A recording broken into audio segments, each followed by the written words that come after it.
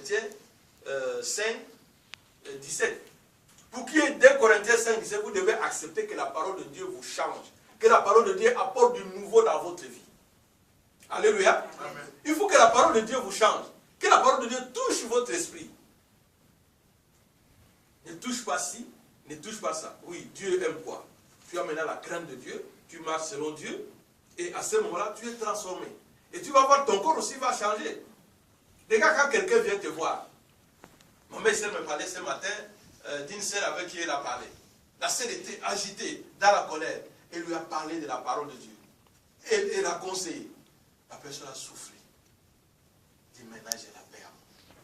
Quand la parole de Dieu te touche, quand la parole de Dieu touche ta main, tu peux venir à l'église tous les jours. Si la parole de Dieu n'a pas encore touché ton esprit, ta mentalité, tu seras la même personne. Mais quand la parole de Dieu te touche, même ton corps doit changer. Vous savez, et ils savent des gens qui sont venus, parfois, ils me disent, non, je fais 2 ans, je suis impuissant, je ne touche pas ma femme. Je n'ai pas autre chose, je lui dis, tu crois en Jésus-Christ? Il dit oui. Je dis, Jésus est tout puissant. Il revient demain et me dit, non, j'ai la force de 16 ans. J'ai la force de 16 ans, j'ai crié la nuit. J'ai dit oui, puisque Dieu a opéré en toi. C'est la parole de Dieu qui change. Ce n'est pas le miracle, non, c'est la parole de Dieu qui change une personne. Le miracle va influencer ta vie, puisque les gens ont besoin de ça, et Dieu multiplie les miracles. Mais le miracle ne va pas te changer. Les gens ne vont pas te changer. C'est la parole de Dieu qui doit changer. Si la parole de Dieu ne peut te changer que si ça touche ta mentalité, si ça touche ton esprit, à ce moment-là tu changes. Et si la parole de Dieu se repose dans ton âme, tu verras que ton caractère va changer. Si tu étais un boxeur comme certains champions que nous connaissons ici, puisque tu écoutes la parole de Dieu, parfois quelqu'un t'énerve, tu te dis non, quand j'étais avant, j'allais juste avec mon doigt te taper. Mais tu te dis non, maintenant j'écoute la parole de Dieu. Dieu n'aime pas ça. Alléluia. Acclamons pour la parole. Alors, nous allons voir une femme. Quand quelqu'un écoute la parole de Dieu, il participe à l'évangélisation. Nous allons voir une femme. On ne va pas lire, mais c'est dans Jean 4. Dans Jean 4, on peut lire le verset 13 et 14. On va voir qu'est-ce que cette femme, comment la parole de Dieu a changé cette femme.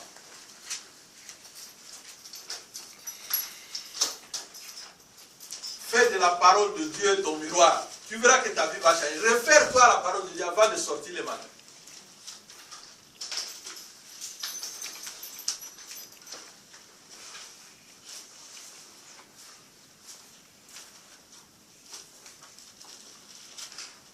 Alléluia. Amen. Jean chapitre 4, verset 13 à 14. Je lis au nom de Jésus. Amen. Amen. Jean 4, chapitre 13. Jean 4, verset 13. Verset 13. Jésus lui répondit, quiconque boit de cette eau aura encore soif. Mais celui qui boira de l'eau que je lui donnerai n'aura jamais soif, et l'eau que je lui donnerai deviendra en lui une source d'eau qui jaillira jusque dans la vie éternelle. Alléluia. Amen. Celui qui a soif de Dieu, celui qui cherche Dieu, doit aussi avoir une espérance, l'espérance du royaume des cieux. Celui qui cherche Dieu, qui a soif de Dieu, ne pense pas seulement on a trop menti aux chrétiens, on leur a trop dit non, et il faut avoir les voitures, il faut avoir l'argent, il faut avoir les enfants. Les enfants de Dieu ont cru que le bonheur en Dieu, c'est seulement avoir le matériel. Non. La paix du cœur. Le royaume de Dieu, ce n'est pas une affaire de nourriture. C'est l'affaire de paix, de joie et de bonheur. Et ce bonheur-là, c'est dans les ciels. Les chrétiens attendent une seconde mort. Les chrétiens ne finissent pas sa vie ici. Et les chrétiens qui croient en Dieu, qui a besoin de Dieu, doivent aussi préparer son avenir. Doit préparer sa mort. Doit préparer sa résurrection. Sa seconde mort. Il ne doit pas attendre seulement tourner là. Oui, Dieu doit me bénir. Oui, tu vas voir quelqu'un d'autre se dire, ah, tu vas à l'église. Oh non, moi Dieu m'a béni. Dieu m'a béni. Tu ne vas pas à l'église. Mais la vie ne finit pas. La vie ne finit pas. La vie ne finit pas. Vous voyez dans Luc, comme l'évangéliste le dit, il y a un homme qui mourait de soif. Il dit, Abraham, comment je peux faire pour arriver, puisqu'il y a un lieu au ciel qu'on appelle les saints d'Abraham. Il dit, comment je peux faire pour arriver là-bas? Abraham dit, non, il y a l'abîme entre vous et nous, vous ne pouvez pas venir. Amen. Et cet homme-là était riche ici sur terre. Il y avait un pauvre Lazare qui restait souvent devant sa porte, qui demandait à manger. Un franc. Lui, il l'appelait mendiant. Mais ce jour-là, il a vu Lazare à côté d'Abraham. Il dit, s'il te plaît, dis, je meurs de soif ici. Dis à Abraham, dis à Lazare de prendre ne fût-ce qu'une goutte d'eau, de jeter pour que je puisse apaiser ma gorge. Abraham a dit, ça ne peut pas se faire. Il dit, non, avec ce que je vois là, dis à Lazare d'aller dire même dans ma famille qu'il faut prier, il faut écouter la parole de Dieu, il faut aller à l'église. Il dit, non, c'est trop tard. Ça ne se fait pas. C'est le moment de préparer son avenir. C'est le moment de chercher sa place au royaume des cieux. C'est le moment d'avoir soif de Dieu. Alléluia. Amen. Il ne faut pas attendre que quelqu'un ne vous trompe pas, que quelqu'un ne vous baisse pas à cause de matériel. Non. Priez Dieu et priez sans cesse. Le bonheur, la grâce, la paix est en Dieu. Et le salut est en Jésus-Christ. Alléluia. Amen. Alors, vous voyez, l'eau vous donne la tranquillité. L'eau vous donne la paix. L'eau vous donne une certaine aisance, une certaine joie. Même quand vous mangez. Pour nous qui mangeons du fumba, des fois c'est succulent quand on a bien préparé. Vous mangez la morue bien grillée, vous êtes très content. Vous mangez les pâtes de porc, ou je ne sais pas moi quoi, avec les haricots, vous êtes content. Mais vous allez sentir qu'il y a quelque chose de bon. C'est de l'eau. Donc menez votre vie comme vous voulez. Mais il faut qu'il y ait la place de Dieu dans votre vie. S'il n'y a pas la place de Dieu, dites-vous, vous êtes encore loin.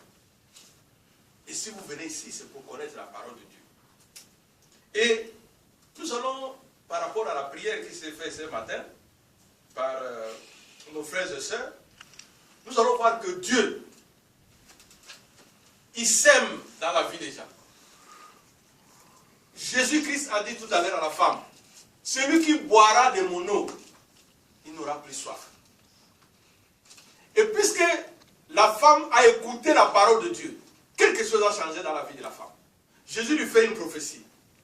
Il dit, va me chercher ton mari. La femme dit non. Je n'ai pas de mari. Il dit non, tu es au 6e puisque tu en as déjà eu 5. Il dit, ah, tu es le prophète de Dieu. Il lui dit, je t'annonce la parole de Dieu. Et puisque la femme a écouté la parole de Dieu, elle a reçu une bonne nouvelle. La femme devient un ministre de Dieu. Elle court et va dans la ville et va annoncer la bonne nouvelle. Elle dit, venez, il y a quelqu'un qui m'a prêché là-bas. Venez, il y a un fils de Dieu. Venez, il y a l'homme de Dieu. Nous venons à l'église. Nous pensons que pour chercher les âmes, ce n'est pas le travail des anges. Ce n'est pas les pasteurs. Mais tout le monde qui va dans une église, qui écoute la parole de Dieu, a comme mission, comme cette femme, d'aller chercher des âmes autour de toi. Est-ce que tu leur parles de Dieu? Si tu ne leur parles pas de Dieu, c'est que tu doutes de toi-même. Tu dois être content de la parole de Dieu. Tu dois être content de ton église. Tu dois parler de Jésus-Christ à ton voisin. Là, dis à ton voisin que Dieu a besoin de toi. Dieu veut réaliser ton projet. Dieu veut réaliser son projet en toi. Dieu veut réaliser son projet en toi. Alléluia. Amen. Voilà. Dieu a besoin de toi, puisque tu as écouté la bonne nouvelle, il faut annoncer. Normalement, chacun de nous ici doit ramener quelqu'un à l'église. Il doit prêcher. Voilà, lisez Jean 4. Jésus lui a parlé. Jésus lui a prophétisé. Vous êtes venus, vous avez écouté les prophéties. Vous écoutez la parole de Dieu pendant toute une année. Mais qui avez-vous évangélisé pour amener à l'église? Dieu bénit ceux qui évangélisent. Dieu bénit ceux... Puisque quand tu parles de Dieu, tu vois, tu mets toujours Dieu dans ta vie. Tu mets Dieu. Il y a la place de Dieu dans ta vie. Tu as soif de Dieu. Tu as besoin que les gens connaissent Dieu. La bénédiction, quand tu bénis une personne, tu prêches une personne, tu es encore béni double. Puisque tu as ramené une âme à l'église. Ce n'est pas le travail des nains. Chacun de nous doit faire cet effort-là. Il faut demander à Dieu le Saint-Esprit aujourd'hui. La prière là, que nous allons faire tout à l'heure, par rapport à la soif de Dieu. Qu'est-ce que Dieu a fait? Dans Genèse, au chapitre 1, du verset 1 à 3, on dit la terre était informe. La terre n'avait pas de forme. Et l'Esprit de Dieu planait au-dessus de la terre. Amen. Je vous ai toujours dit que vous allez dans RIA, vous payez, vous allez les vrais agents de transfert, c'est le Saint-Esprit. Quand nous prions, quand nous prêchons, le Saint-Esprit est là. Il ramène au Père, il vient nous donner. C'est le Saint-Esprit qui accomplit tout ce dont nous avons besoin. C'est le Saint-Esprit qui vient donner toutes ces sources d'eau. Alors, Dieu a vu la terre était informe. Le Saint-Esprit lui a communiqué, dit le Père, je me suis promené là-bas. Il a dit, mais c'est l'Esprit de Dieu. Dieu voit par son esprit. Il regarde la terre informe. Il dit non, il faut que quelque chose se passe. Et Dieu dit que la lumière soit, au verset 3, que la lumière soit. Puisque par la source de bonheur, la source de lumière que Dieu est, comme dit l'apôtre Jacques, Dieu est source de toute lumière et de toute bénédiction, de toute grâce. Et Dieu, par cette source de lumière, il regarde la terre. Il dit la terre informe était dans les ténèbres. Et Dieu dit que la lumière soit. Et la terre, les ténèbres partent de la terre. Il y a la lumière maintenant sur la terre. Alors nous allons nous lever d'abord.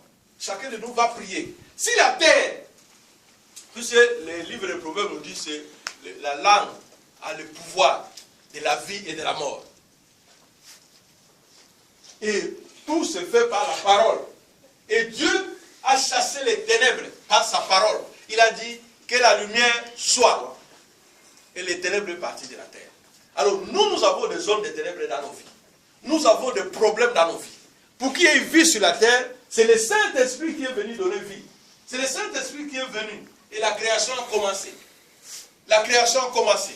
La fécondation a commencé. La multiplication a commencé. Chacun de nous se lève pour prier, demander au Saint-Esprit, pour chasser les ténèbres de sa vie, pour chasser l'austérité de sa vie, pour chasser la pauvreté de sa vie, pour chasser tout ce qui n'est pas de Dieu dans sa vie. Demandez au Saint-Esprit de s'aimer dans vos vies. Demandez au Saint-Esprit de ramener les sources d'eau vive dans vos vies. Priez le Seigneur. Ô Seigneur, je bénis ton nom, mon Dieu, Père. Que tout esprit